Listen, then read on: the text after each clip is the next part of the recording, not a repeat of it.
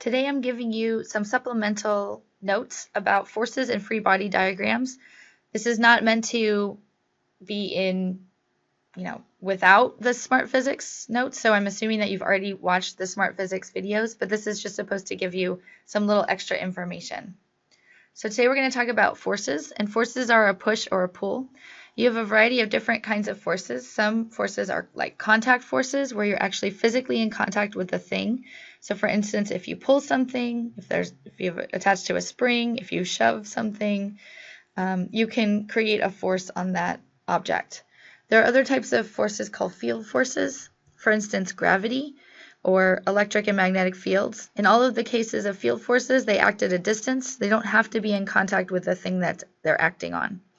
And so the only field force that we're going to be using in this class is the field force due to gravity. And we won't be using the electric or the magnetic field. Let me add my pen here. So all of these forces act on masses. Mass is a measure of the quantity of matter in an object, and its unit is the kilogram. So in all of these cases, what it said in the Smart Physics is that F equals ma.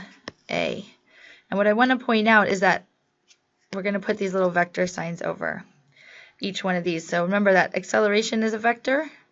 Mass is not a vector. Mass is a scalar quantity. So it has a magnitude, but it doesn't have a direction. But force is actually a vector as well. So that's the point of this one. So force being a vector, it not only has a magnitude, which is how big the force is, but it also has a direction. So if you notice in this picture, they always put these arrows, which are indicating the direction that the force is going. The unit for force is a Newton, and that makes sense because remember F equals ma. So if you think about the units for these, the units are equal to kilogram for mass, and acceleration is the same as before, meter per second squared.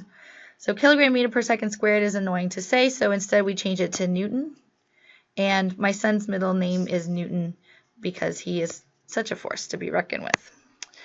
All right, so just some more review about vectors, because I know some of you were complaining about not seeing enough information about vectors before. So let's talk a little bit more about vectors, because forces will be vectors and you will need to be able to break them down into the components. So this force here, which we just call it force F, if it's pointing at some direction with respect to our coordinate axis, so we can decide to make a coordinate axis like this, then you can find the x component and the y component of that using trigonometry like you normally do if you know this angle theta here. And so a lot of times when you're doing these problems, sometimes things can be made simpler if you change your coordinate axis, but you want to make sure your coordinate axis makes sense. So of course, because forces are vectors, you can add them, and you want to add them in a head-to-tail fashion as you always do for vectors. But sometimes adding these vectors is very difficult and it doesn't make sense. The easiest way is to add them by adding their components. So we can break down each one of these forces into the components. We can break down F1 into F1x, F1y. And the same thing for F2. We can break it down into F2x and F2y. F2y in this case is equal to 0. The sum total force of this F sub total is equal to F1 plus F2.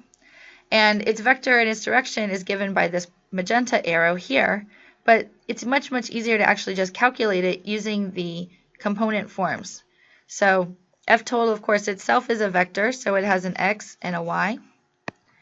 And what we can do is find that the x is equal to the sum of F1x and F2x, and the y component is equal to the sum of F1y and F2y. When you add forces together, which you will have to do, it's very easy and best if you use a free body diagram. This is part of the organizing your approach from the goal problem solving method. So the way to draw a free body diagram is to draw a simple, neat diagram that isolates the object whose motion is being analyzed. So for instance, if you're looking at a wagon that's being pulled, the diagram they might show you might have a lot of detail in it. But really, you only need to think about the wagon as being some mass, which it presumably is the mass of the wagon and any passengers in the wagon. And then the forces acting on that wagon will be what you draw. So that's step 2. You draw all the forces acting on that object. You don't draw any other forces. So even though the problems might give you more information, you don't necessarily want to include those. You only want to include those that are exerted on the object, not any that are exerted by the object. So let's do a simple version of a free body diagram. This is just for an object that's sitting on a surface. So let's assume we have a rock. It's sitting on a surface. When the rock is sitting on the surface, there are forces acting on it. The first one is the force downward due to gravity. So F sub g is acting downward. And we know that the force due to gravity is equal to the mass times the acceleration due to gravity. And in our coordinate system, if we assume that y is positive in this direction, and that means that our g is negative, so that's mg. Okay, so there's also one other force, because if this was the only force acting on the stone, then it would be moving because it would be accelerating. But we know that there is a table underneath it and it's not moving. And so that means there must be another force acting on it in order to balance that force. And this force is an upward force due to the table. So this is a contact force due to the table being underneath the stone, and this is called the normal force. The sum of these two forces, if we add them in a head-to-tail fashion, is equal to 0 because we know this thing isn't moving, and we know that the sum of the forces has to equal ma. But we know it's not moving, so that a must equal 0. Sorry, this is supposed to be a sum, but apparently didn't come through. And so we can see that the magnitudes of these forces is the same. I'm going to write that down. Magnitudes are equal, but the directions are opposite. And that means that you can sum these vectors to 0. This is why taking into account the direction is so important, and making sure that you understand the vector nature of forces, especially in this part, even more important than in the previous kinematics part of the class. All right, let's talk a little bit about the normal force. What is the normal force? So this is the force that a surface exerts on an object. It's called the normal force because normal means perpendicular. So this force is always perpendicular to the surface. So for the case of the rock, the surface is this direction, which means perpendicular is this direction. So perpendicular means 90-degree angle between them.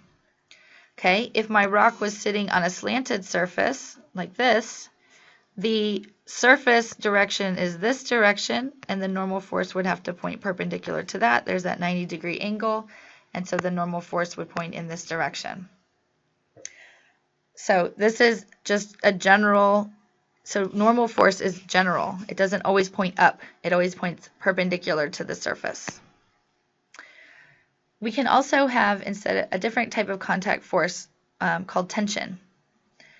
So for instance, in this example, if we hang the rock from a ceiling by a rope, there are different forces acting on, and it's not moving, it's just suspended. We only want to draw the forces that are acting on the stone again. So of course we still have the force due to gravity, and then we have a tension force on the rock due to the rope pulling it upward toward the ceiling.